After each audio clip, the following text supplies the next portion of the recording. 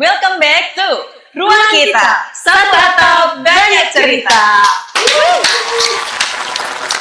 Halo keluarga semuanya, senang sekali tentunya bisa menyapa Anda kembali di ruang podcast ini. Tentunya di ruang kita ini setiap suara itu berharga, setiap cerita itu punya makna, dan setiap perubahan yang kecil itu, hal yang kecil bisa membawa perubahan yang besar. Baik, dan tentunya acara podcast ini bisa kita saksikan bersama, keluarga keren bersama bisa saksikan di kanal YouTube PPID Dinsos PPKB dan P3A Kabupaten Wonogiri. Jangan lupa di-subscribe, di-like, dan juga di-komen ya. Ya, kita tunggu nih ya. Betul. Barangkali ada yang mau tanya atau usul-usul, kita tunggu. Ya, dan di episode kali ini ada Meta dan juga Aziza yang akan memandu acara podcast Ruang Kita. Pastikan keluarga keren semuanya menyimak sampai akhir, karena spesial sekali hari ini kita kedatangan tamu yang luar biasa. Narasumber hari ini kita bangga sekali tentunya melengkapi kebahagiaan kita di Ruang Kita di podcast kali ini. Ada siapa Mbak Aziza? Tentunya ada sosok yang spesial sekali dengan senyum hangatnya. Senyum hangat selalu memberikan senyuman ya. Iya, cerah sekali. Betul sekali. Beliau ini merupakan salah satu pemimpin di salah satu instansi besar di Jawa Tengah. Nah, di sini nanti beliau akan berbagi, tidak hanya bercerita sebagai sosok pemimpin atau pemangku kebijakan, tetapi sekaligus juga bercerita tentang bagaimana mempraktekkan pembangunan keluarga gitu ya di tengah sibuknya mengurusi instansi besar begitu. Sharing ke keluarga keren pastinya. Yes, ya, jadi kebanggaan, kebahagiaan sekali Bapak hadir di tengah-tengah kami semua, kru ruang kita. Keluarga keren Kabupaten Wonogiri, Kepala Perwakilan Kemenduk Bangga / BKKBN Provinsi Jawa Tengah. Ya, Bapak Insinyur Rusman Effendi MN. Bapak selamat datang di ruang kita. Segenau Bapak. Matur nuwun sudah rawuh di Wonogiri. Terima kasih banyak. Terima kasih banyak di acara yang begitu luar biasa ini. Pak Rusman, bagaimana kesan pertama ketika sampai di Wonogiri? Ini pertama kalinya nih Bapak sampai ke Wonogiri? Sudah pernah sebelumnya? Belum. Belum pernah ya? Alhamdulillah pertama kali kunjungan kerja saya ke Kabupaten Wonogiri. Bagaimana perasaannya Bapak? Perasaan senang sekali. Tadi saya langsung bertemu, bersilaturahmi langsung dengan Bapak Kepala Dinas, juga dengan jajarannya. Alhamdulillah luar biasa sambutannya, ramah tamah sekali. Kemudian tadi ternyata program-programnya juga dibuat sedemikian keren sekali. Kolaborasinya ternyata luar biasa sekali. Tadi disampaikan. Senang sekali. Alhamdulillah bersyukur. Kami senang sekali juga Bapak di tengah kesibukan Bapak sebagai seorang Kepala Perwakilan BKKBN Jawa Tengah menyempatkan hadir di sini dan berkenan juga untuk menyapa keluarga keren yang ada dimanapun berada untuk berbagi cerita di ruang kita. Karena di sini satu atap banyak cerita. Baik Pak Rusman, ini kami mengetahui bahwa Bapak ini kan seorang pemimpin di Jawa Tengah, BKKBN Jawa Tengah. Tetapi dulu memulai ceritanya itu pernah menjadi penyuluh KB. Jadi dimulai dari lapangan begitu. Dan Pak Rusman juga bukan dari Jawa ya ini ya, bukan dari Jawa. Dari bahasanya Bapak. Ini Bapak dulu asli mana Bapak? Siap, terima kasih banyak Mbak Meta. Jadi ceritanya saya lahir di Sumatera, di Batu Raja, 29 Februari 1968, ini di tahun Kabisat. Saya ulang tahunnya 4 tahun sekali. Saya 4 tahun sekali. Saya besar di Lampung dan sampai selesai kuliah saya di Lampung. Tapi alhamdulillah rezeki mendapat tugas pertama kali itu adalah dulu masih Jawa Barat. Dari Jawa Barat. Nah, jadi menjadi penyuluh KB di Jawa Barat, di Kabupaten Lebak tepatnya.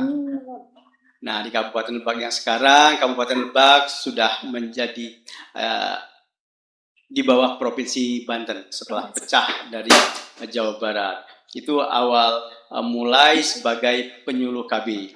Nah, memang ini cukup unik memang. Ya, ternyata saya awal jadi penyuluh pertama kali pun saya banyak ditertawakan teman-teman saya waktu jadi penyuluh KB, karena saya basicnya kan pertanian. Oh, Saya baik. pertanian. Karena Bapak insinyur. Iya, saya pertanian. Sementara saya di BKBN, teman-teman saya berkelakar, Pak, Rusman katanya, bukankah katanya kalau di kita pertanian itu supaya tanaman subur. Tapi dapat tugas katanya, dapat rezeki di BKKBN yang mana BKKBN itu relatif untuk mengatur kelahiran katanya. Bukan malah menjadi subur, jadi supaya jadi kesuburan diatur gitu. Nah, itu awal cerita-cerita yang unik sebagai penyuluh KB. Dan senang dan bangga sekali saya tahun 93 mulai menjadi penyuluh KB di Kabupaten Lebak. Awalnya saya di salah satu kecamatan di Rangkasbitung. Dan saya bersyukur karena ternyata ya apa yang kita lakukan, pertama itu tidak ada yang kebetulan. Yang kedua, apa yang kita lakukan saat masa lalu atau saat ini itu nanti pasti ada dampaknya di masa yang akan datang gitu. Itu yang saya rasakan sekali. Saya senang sekali menjadi penyuluh KB di lapangan, kita sama-sama tahu, Meta, Asisa, kita sama-sama penyuluh lapangan. Yang pertama kali dibekali sebagai penyuluh KB di lapangan itu kita mendapat pembekalan yang luar biasa. Mendapat pembekalan yang luar biasa tentang program BKKBN ini. Saya ingat sekali bahwa yang menjadi bekal yang sampai saat ini kita pakai terus, bisa digunakan, dikembangkan apa? Dengan 10 langkah PLKB, penyuluh PLKB. Mulai dari mana kita harus betul-betul dekat dengan tokoh formal, kemudian juga kita menguasai data, kemudian juga bagaimana kita harus dekat dengan tokoh-tokoh informal, kemudian baru kita melakukan diskusi-diskusi, musyawarah-musyawarah, baru melakukan kegiatan-kegiatan, sampai kita juga bagaimana kegiatan-kegiatan itu harus dicatat, dievaluasi, sampai dengan dilaporkan. 10 langkah luar biasa. Dan sampai sekarang yang menjadi pegangan kita sebagai penyuluh KB dan terus kita pakai itu ada juga itu. Satu musuh terlalu banyak, 1000 kawan terlalu sedikit. Sehingga kita betul-betul kita menjadi hidup ini menjadi apa-apa yang tadinya terasa berat, apa-apa yang tadinya terasa jadi beban, tantangan besar, dengan memakai semboyan itu, dengan banyaknya mitra-mitra kita, ternyata alhamdulillah semua bisa kita lalui, alhamdulillah. Dengan baik dan tadi dengan bergotong royong bersama mitra menjadi lebih ringan begitu. Wow, luar biasa. Berarti berapa tahun Bapak jadi penyuluh dulu? Saya menjadi penyuluh KB itu dari 93 sampai 2001, 8 tahun. Nah, setelah itu saya jadi pengawas kan. Dulu masih ada pengawas yang bertugas di kecamatan. Nah, kemudian saya baru menjadi salah satu kepala seksi di tingkat kabupaten. Saya merangkak terus. Kemudian 1 tahun sebagai kasih, saya kemudian menjadi salah satu kasih di tingkat provinsi. Nah, itu perjalanannya. Dari lapangan menuju ke kursi pimpinan begitu ya. Berarti nggak mustahil juga loh bagi Anda. Siap. Jadi kepala perwakilan. Siap. Oh, iya, Bapak mau minum teh apa minum kopi di sini di ruang kita? Putih saja. Air putih saja. Tolong ya. Saya ngikut aja Mas. Saya yang seger-seger Mas. Iya, menarik sekali nih ya. Jadi dari lapangan langsung menuju ke kursi pimpinan gitu ya. Iya. Oke, luar biasa. Sambil menunggu nanti akan ada minuman spesial untuk Bapak juga di sini. Siap. Baik. 8 tahun menjadi penyuluh KB. Lalu merangkak naik ke kursi pimpinan. Pernah nggak sih Pak merasa bahwa ketika menjadi penyuluh KB, itu kan di lapangan, kita mengerjakan hal-hal teknis seperti itu.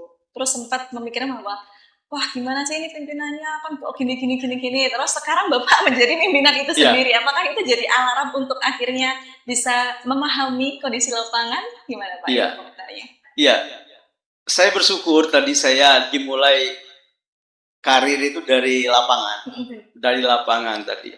di lapangan, di mana lapangan ini kan kita ini sebagai, kalau saya menyebutnya itu sering menyebutnya itu sebagai kepala BKKBN-nya di tingkat desa dan kelurahan. Iya, kita itu. Bawah ya. Ya, di bawah itu. Nah, yang dimana kita apalagi kita sebagai di sana sudah harus menjadi sebagai pelaksananya, sebagai juga sebagai manajernya, yang kita kadang-kadang pakai manajemen tukang cukur. Semua kita laksanakan sebagai PLKB, mulai dari merencanakan, kemudian kita yang melaksanakan, kita yang melewati dan kita yang melaporkan juga. Nah, jadi tadi, nah awal-awalnya memang kita terasa bahwa target yang kadang-kadang kita itu kan selalu diberikan target-target yang besar tadi. Kadang-kadang kita berpikir, wah pimpinan ini kok mengasih targetnya selalu ada besar dan selalu berkembang terus. Nah, tapi kita ternyata ya tadi yang setelah saya jadi pimpinan ternyata ya tidak semua pimpinan itu tidak memberikan target itu asal-asal saja, tapi juga sudah punya hitung-hitungan lah, sudah punya dasar-dasar yang sangat valid, sehingga apa-apa yang diberikan tugas dan tanggung jawab itu memang sesuai dengan kondisi dan itu yakin bisa dapat dilaksanakan. Jadi karena memang banyak orang bilang kalau sudah merasakan di bawah itu jadi bisa memahami ketika berada di atas begitu ya, Pak. Betul. Bisa kembali melihat ke bawah, oh aku pernah di posisi itu dan aku bisa lebih memahami di situ. Luar biasa. Oke, ini ada silakan. Asik, Mas Mas Joko, Joko. terima kasih yang selalu menyediakan Mas Joko, Bapak bisa request apa saja, Bapak. Tapi tidak bisa request lagu, Bapak. Tamu-tamu kita selalu dijamin minuman dari Mas Joko. Terima kasih Mas Joko. Oh, ini ada kopi spesial dari Wonogiri ya. Terima kasih. Baik. Terima kasih Mas Joko. Terima kasih Mas Joko. Kita agak berwarna keruh gitu ya. Bening sekali ya, karena mungkin sesuai dengan representasi jiwa kita. Tapi ini bukan sembarang produk ya. Ini produk kopi dari Wonogiri, Wonogiri asli. Jadi dari berbagai daerah di Wonogiri, kita sudah ada salah satu tempat yang memang sudah mengolah produk kopi. Iya. Bahkan saya dengar katanya di sini ada nama kopi Wonogiri atau kopi lanang ya. Oh, kopi lanang dan kopi beto. Tadi Dinas tadi sempat sepil itu ya. Nanti bisa ngobrolnya lebih lanjut dengan Kepala Dinas. Waduh, agak berat ini ya. Jadi PR dengan Pak Kepala Dinas nanti ya. Atau itu candaan? Saya juga karena saya baru. Bercandaan. Oh, candaan. Oke, kita lanjut lagi ngobrol nih, seru sekali begitu. Iya. Momen apa nih Pak yang paling diingat pas jadi penyuluh tadi dulu Pak? Iya. Yang lucu atau yang dengan masyarakat? Iya. Banyak sebetulnya yang paling berkesan. Yang kita dapatkan di lapangan yang paling berkesan itu di lapangan itu. Ya tadi. Pertama, ternyata kita juga banyak guru-guru yang ada di tengah-tengah masyarakat. Ternyata kita belajar sebagai orang lapangan itu ternyata dari kader-kader. Kader-kader.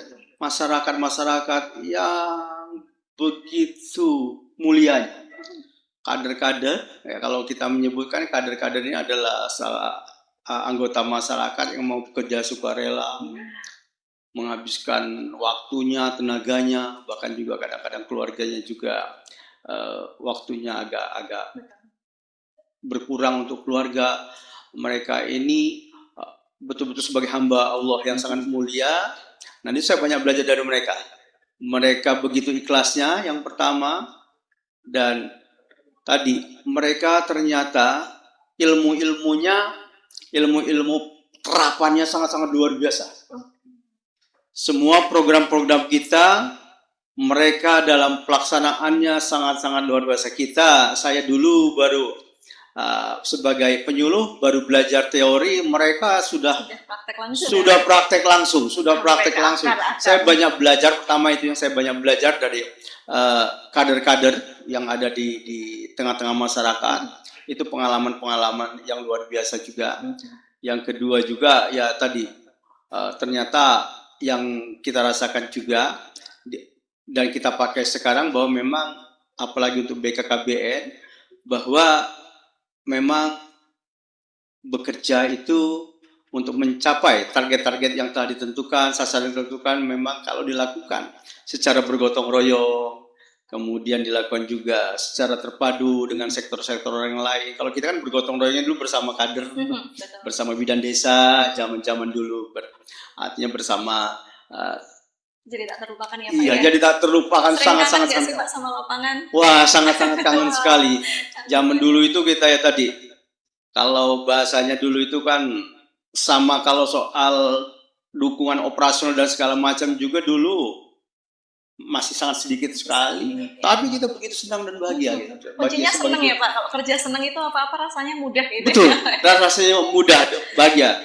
Dan tadi hikmahnya ya tadi kita dari lapangan itu terlalu banyak kawan. Alhamdulillah banyak teman, banyak mitra gitu yang sampai sekarang kita betul-betul senang sekali. Tapi betul sih ketika jadi penyuluh KB itu mau kemanapun selalu nggak takut karena pasti ada balai penyuluhan di mana-mana. Selalu ada tempat persinggahan. Dan itu dari aspek lapangan. Tapi dari aspek organisasi ternyata BKKBN itu memang luar biasa. Dimanapun kita berada sebagai petugas penyuluh KB lapangan, kalau saya dari dulu sering menyebutnya kami itu sebagai petugas lapangan sebagai Kopassusnya penyuluh KB yang selalu siap di lapangan, yang selalu siap siaga di lapangan. Dan tadi kalau dimanapun kita berada, saat kita sedang beranjang sana, itu selalu ada teman kita. Betul. Dari aspek organisasi, teman-teman yang dari BKKBN. Itu luar biasa sekali itu. Iya, dan tentunya salam hangat juga penuh cinta kepada seluruh rekan-rekan kader di lini lapangan di seluruh penjuru Kabupaten Wonogiri ya Bapak ya. Ada kader IMP, sub IMP dan juga kader TPK yang sudah bekerja keras. Oke, baik. Selanjutnya nih saya ingin bertanya nih Pak. Saya sebenarnya penasaran ini, menyimpan pertanyaan ini. Sebagai seorang pemimpin, apalagi di Jawa Tengah begitu ya Pak ya. Pasti kan waktu sibuk sekali. Dan di BKKBN itu concernnya adalah di keluarga. Nah, mengerjakan fokusnya adalah kepada keluarga. Tetapi kadang waktu dengan keluarga itu kan sangat terbatas gitu ya Pak ya. Sebagai seorang pemimpin harus bertugas ke sana, kemari, ke sana, kemari. Pernah nggak sih Pak diprotes sama keluarganya sendiri Pak? Iya, alhamdulillah tadi di BKKBN kita sendiri tahu banyak akhirnya tentang arti pentingnya sebuah keluarga dengan lampau fungsi keluarganya. Nah tadi sehingga sesibuk apapun kita tetap harus keluarga jangan sampai terabaikan. Iya. Karena kita juga harus yakin kesuksesan kita juga tentunya ada istri yang hebat juga, ada anak-anak kita juga yang mendukung kita, sehingga kita sesibuk apapun kita harus bisa mempunyai hubungan yang sangat bagus. Hubungan ini bukan berarti selalu bisa bertemu, tidak mesti selalu bertemu. Apalagi kan sebagai pimpinan kita kadang harus memang di beberapa tempat. Nah, tapi bagaimana kualitas hubungan ini? Kalau bisa bertemu secara langsung, ya tadi jadi quality time itu ya, waktu yang kita gunakan betul-betul berkualitas saat bersama keluarga. Kalaupun tidak, ya kita bisa berkomunikasi video call melalui video call dengan keluarga. Nah, juga agar bagaimana hubungan komunikasi ini jangan sampai renggang, apalagi sampai putus begitu. Jadi terus sesibuk apapun kita, sepadat apapun acara kita tetap harus menjaga hubungan dengan keluarga, komunikasi dengan keluarga, karena keluarga adalah sumber kekuatan kita, sumber kesehatan kita, dan sumber kesehatan kita dan kesuksesan kita. Iya, betul sekali. Boleh diceritakan Pak, momen apa yang biasa dilakukan bersama dengan keluarga Pak Rusman? Kalau udah bisa ketemu, quality time-nya itu seperti apa Pak? Oh iya, alhamdulillah. Kalau saat bertemu dengan keluarga, ini apalagi sekarang saya pernah punya yang menarik juga, karena saya pernah bertugas kan sangat-sangat karena vertikal itu sampai kadang-kadang kita berpisah di tempat. LDR ya. Iya, itu. Nah, sehingga saat berpisah tadi maka kita tadi yang menggunakan sarana-sarana tadi itu ya. Nah, tapi saat-saat spesial itu betul-betul kita gunakan quality time tadi. Nah, tapi kalau saat-saat spesial itu nanti ya kita tadi itu. Bagaimana kalau saat kita ketemu ya tadi, bagaimana kita bisa ngobrol bareng, kemudian bagaimana tadi kita bisa ada nuansa-nuansa rekreasi gitu. Nah, dan ya rekreasi tipis-tipis. Dan juga diusahakan bisa ibadah bareng-bareng lah dengan keluarga, ibadah kita bareng-bareng. Kemudian tadi kita ada nuansa-nuansa rekreasi juga bareng-bareng gitu, sehingga nggak jenuh juga. Ini ya komunikasi yang harus kita bangun terus sambil kita mengobrolkan tentang perkembangan masing-masing. Live update kalau istilahnya cepat sekali Pak. Live update dulu nih ya. Walaupun LDR dengan keluarga ini bukan menjadi penghalang. Betul ya Bapak ya. Mungkin juga ada di momen-momen spesial ketika ulang tahun, begitu ya Bapak ya, ulang tahun, atau mungkin apresiasi hal-hal kecil seperti itu kan, itu juga sekarang kita giatkan ke masyarakat Bapak sebagai kita pelaksana program, dan harapannya program kita kan juga dapat diaplikasikan Bapak ke masyarakat. Nah ini bagaimana menurut Bapak, bagaimana program-program kita ini benar-benar menjadi gaya hidup nih Pak, gaya hidup masyarakat, ada tips and triknya sebagai kepala perwakilan. Iya. Itulah kita bersyukur yang tadi. Kita kadang-kadang mendapatkan informasi lebih dulu kita tentang isu-isu tentang pembangunan kependudukan dan yang berhubungan dengan keluarga juga. Bagaimana tadi kan tentang Taman Asuh Sayang Anak, tentang Gati. Bagaimana juga kita juga peduli terhadap hal-hal yang lainnya. Nah ya tadi kita betul-betul bagaimana sebagai ayah gitu ya. Sebagai ayah kita juga, kebetulan anak saya kan di masa-masa remajanya itu kan, jadi bagaimana kita juga harus bagaimana jangan sampai dalam berkomunikasi itu anak-anak kita itu kehilangan sosoknya, sosok ayahnya, kehilangan sosok ayahnya. Ini penting. Nah, itu yang jadi perhatian, karena kalau dia kehilangan sosok ayah nanti akan mencari ayah-ayah yang lain. Apalagi anak-anak remaja kan sekarang itu selalu membawa ayah, membawa temen di sakunya, HP-nya. HP itu bisa menjadi ayah, bisa menjadi teman, dan bisa menjadi yang lain-lain.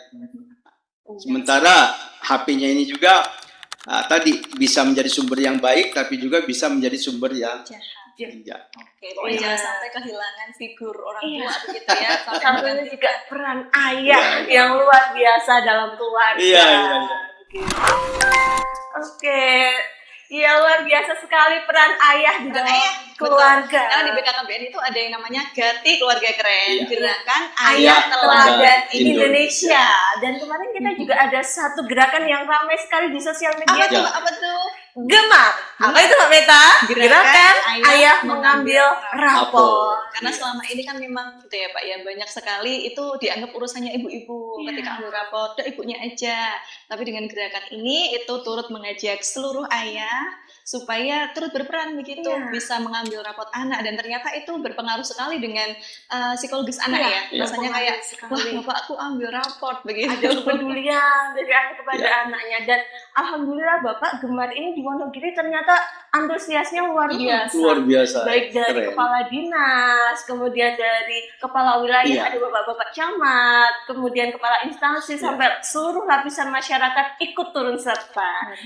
Ada pesan-pesan Bapak untuk seluruh ayah-ayah keren yang sudah terlibat ini, menyaksikan ini Bapak? Iya. Pesan untuk ayah-ayah yang keren dan luar biasa. Ternyata sampai saat ini realitanya perhatian ayah kepada keluarganya itu terus menurun. Sampai saat ini di Jawa Tengah ini fatherless, kurangnya perhatian itu di angka 24% lebih. Hampir seperempatnya. Jadi kalau dari 100 sampai 25 ayah ini kurang perhatiannya kepada keluarganya, kepada anak-anak remajanya. Maka untuk itu mari sama-sama kita sebagai ayah meningkatkan komunikasi kita kepada keluarga kita, kepada anak-anak kita, khususnya anak-anak yang remaja. Jangan sampai nanti anak-anak remaja kita kehilangan figur ayahnya, karena ini dampaknya akan kurang baik sekali. Kita sebagai ayah pada saat berkumpul dengan keluarga, kurangi bermain HP, jauh bila perlu HP-nya dijauhkan dulu sehingga kita bisa berkomunikasi dengan baik dengan keluarga.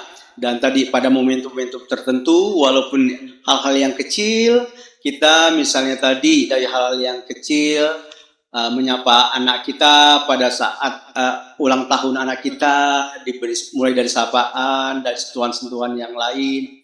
Kemudian juga pada anak kita memperoleh prestasi, diberi apresiasi. Nah, dan juga tadi gerak-gerakan yang lebih besar lagi, saat anak sekolah pertama diantarkan, pada saat mengambil lapor diantar. Nah, itu mungkin bagian-bagian bentuk-bentuk perhatian kita kepada keluarga kita, sehingga jangan sampai anak-anak kita kehilangan figur ayahnya. Nah, itu ingat pesan Bapak ya, lebih baik waktu sedikit tetapi berkualitas daripada Quality waktu time. banyak, betul, tapi tidak ada isinya, Iya. betul ya. Semua sibuk main HP Sendiri semua, tidak ada obrolan. Aduh, itu sedih juga sih rasanya ya. Godaan banget sih Bapak ini ketika HP itu dipegang sama kita ya. Itu memang banyak sekali hiburan-hiburan, scroll-scroll nggak berhenti, nggak ngajak ngobrol sama keluarga. Bahaya Sayang sekali. sekali waktu bersama keluarga.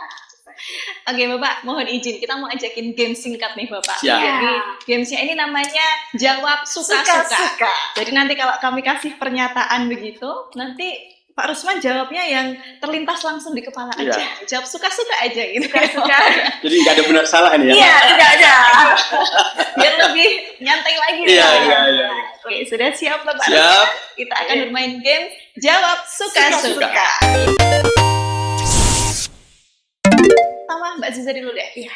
Ketika bangun pagi, hal yang saya pikirkan pertama kali adalah Saya bagaimana secepatnya kalau saya mempersiapkan untuk ibadah. luar biasa. Fungsi keluarga yang pertama, fungsi agama. Jangan lupa, terkadang Iya. orang anak zaman sekarang kan Iya. pertama kali ketika bangun langsung HP. HP mana? Iya itu. Ya. Nah, beliau contoh ya. Contoh Langsung terbaik. ibadah. Lanjut, kedua Bapak. Orang di kantor banyak yang bilang kalau saya itu sosok yang Ramah. Tapi ini sudah valid sih. Kedatangan Pak Rusman sini langsung selalu tersenyum gitu. Karena Rusman kepanjangannya terus memberikan senyuman. Oke, Iya. lanjut. Oke, baik. Orang tidak banyak yang tahu kalau saya itu Kalau saya itu di balik keramahan saya juga mempunyai target-target yang keras. wah, takut. Nah, untuk para stafnya Pak Rusman Ini kan ya. penyuluh deg-degan, staff-staffnya juga deg-degan. Betul nih, ternyata juga ada itu target-target yang awas ya. Iya, warning ini ya. Lanjut ya Bapak ya. Iya. Pengalaman yang tak terlupakan di masa kecil saya adalah Masa kecil saya yang tak terlupakan itu adalah saya bersama orang tua saya itu hidup mengalir apa adanya. Jadi keluarga saya itu, bapak saya itu punya rumah makan Padang, dan saya itu di rumah makan Padang mengalir apa adanya, dan di situ saya banyak pengalaman. Sampai saya bisa membaca orang itu selama karena saya lama di rumah makan itu melihat banyak orang itu, saya tahu orang ini dengan tipe begini biasanya begini. Analisis ya, Bapak, Itu ternyata. pengalaman saya yang Sudah bisa menganalisis dari makanan Padang juga jadi favoritnya Bapak? ya sampai saat ini. Nggak Apa nih, bosan Pak? ya, Pak? Paling Siap. favorit lauknya apa nih Pak? Saya sebetulnya sampai saat ini masih rendah. Wah, Cuma tadi masih batasi karena faktor umur. iya. Ternyata itu yang membatasi. Iya.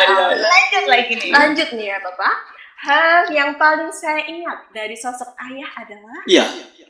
Sosok ayah saya yang paling saya ingat, sosok ayah saya itu betul-betul ingin mengantarkan saya dari kehidupan yang sangat sederhana yang saya sampaikan tadi.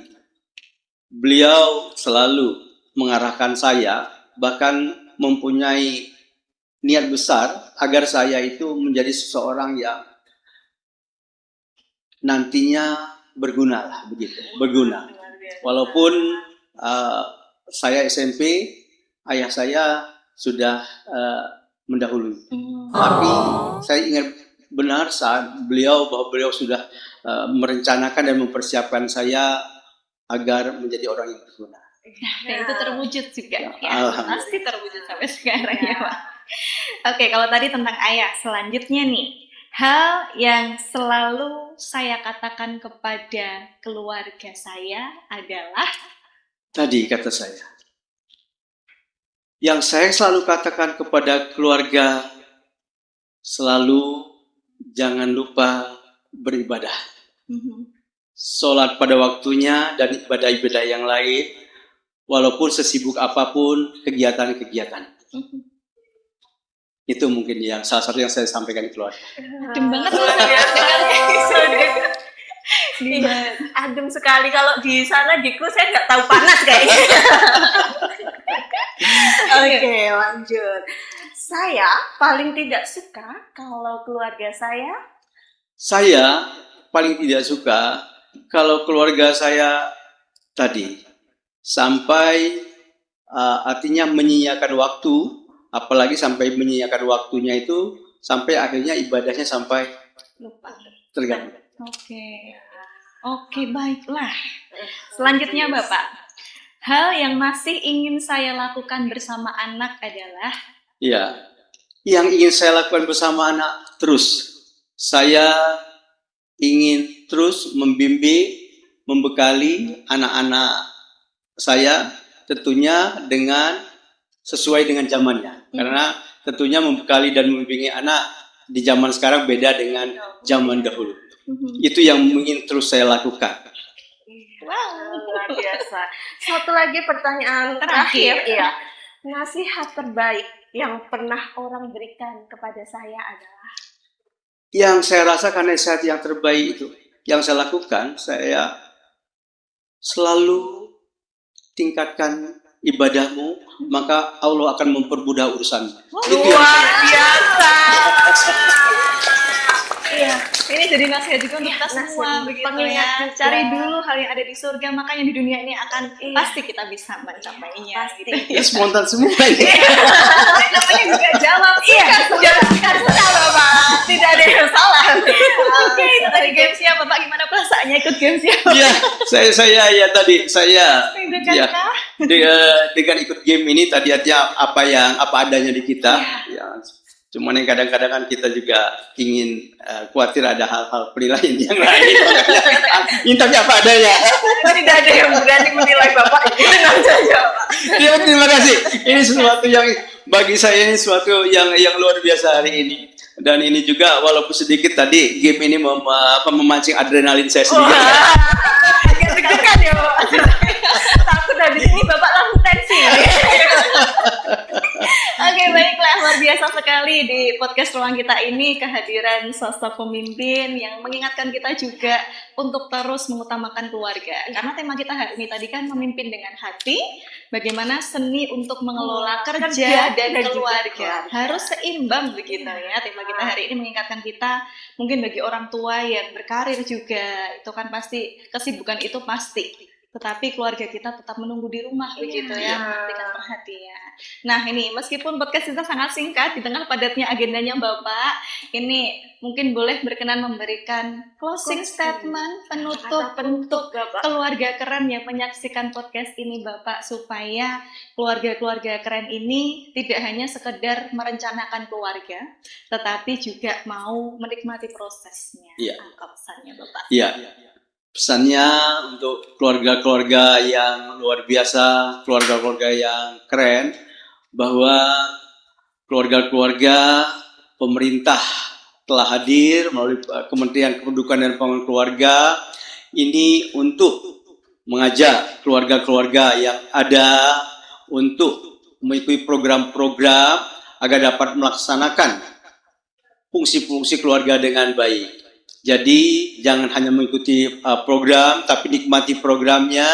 Kemudian juga nanti insya Allah nanti akan merasakan dampak-dampaknya, sehingga keluarga-keluarga bisa menjadi keluarga-keluarga yang berkualitas. Sehingga dengan keluarga yang berkualitas, maka negara kita juga akan menjadi negara yang berkualitas, sehingga dapat mewujudkan Indonesia Emas tahun 2045. Amin, amin. Luar biasa. Obrolan kita hari ini menyadarkan kita begitu ya, bahwa keberhasilan kita di luar rumah itu setinggi apapun jabatan atau sekencang apapun karir kita, itu rasanya tetap tidak lengkap begitu ya, kalau tidak ada senyuman yang menyambut di rumah keluarga kita itu pastinya. Iya, karena memimpin dengan hati bukan berarti kita tidak tegas, tapi kita sadar bahwa di balik setiap target pekerjaan ada pribadi yang juga rindu pulang ke keluarganya. Ya, terima kasih banyak Terima kepada kasih. perwakilan BKKBN Jawa Tengah yang sudah hadir di ruang kita, berbagi cerita kepada keluarga keren semuanya. Tentu ini sangat bermanfaat untuk kita semua yang menyimak acara podcast ini.